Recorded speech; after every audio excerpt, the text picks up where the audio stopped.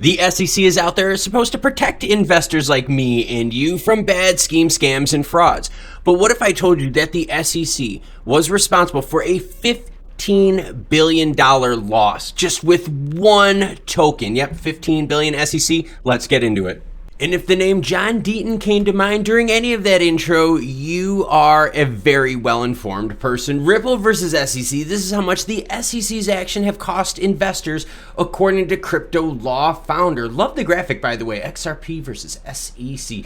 Recently in the crypto space, an active discussion has been brewing about the $1 billion in loss resulting from the action of fraudsters. This discussion brought up the fact that despite the $1 billion loss, the actions of the US SEC are much more damaging to investors in terms of dollar value. And that's what we're talking about today, and I want to hear your opinion. Thus, John Deaton, a prominent pro-XRP activist and founder of crypto law, made his next argument against the regulator, stating that the SEC's action against XRP alone cost investors $15 billion. That's the SEC going after XRP. And here is more detail on what he said. And the $15 billion was lost because the SEC intentionally chose not limit the allegations against Ripple to specific sales made by Ripple and its executives, but instead all of the secondary market. And that's what really had the big impact on the XRP price. It wasn't that they were just going after that. They were going after everything, right? Even secondary selling. There's been threats from the SEC out there even saying, hey, if you own XRP or have owned in the past and sold it, you've sold an unregistered security. See,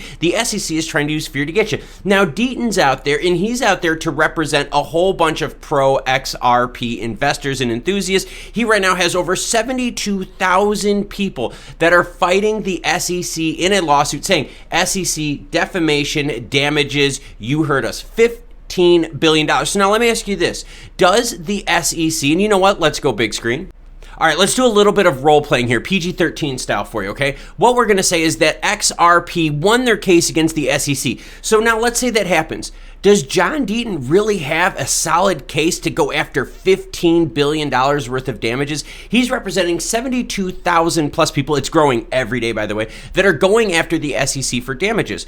So if the SEC, and my honest belief is when the SEC loses their case, does this now give John Deaton and the 72,000 XRP holders out there more footing to go after the SEC for damages? Could you imagine what would happen if this were to come to fruition? Because also the SEC has been limiting spot ETFs, which have also been costing investors billions as well. Yeah, the SEC has shot down a Bitcoin ETF now, I believe, 3 different times. And honestly, the reasons are crap. They're saying, oh, market manipulation. Oh, you mean like the stock market wasn't manipulated when, you know, GameStop and AMC and all the shutdowns and limits of trading? Oh yeah, I'm sorry about that, Gary Gensler, my bad. That is why the SEC XRP case is big for everyone, not just XRP holders, because it sets a precedent for the SEC to go after the rest of the crypto market, but it also sets a precedent where if the SEC loses, John Deaton and others like him can go after the SEC for falsely claiming securities. Huge pivotal move here with the SEC versus XRP lawsuit.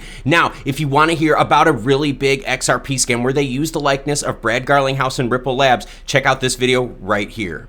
Thank you for watching and have a great rest of your day.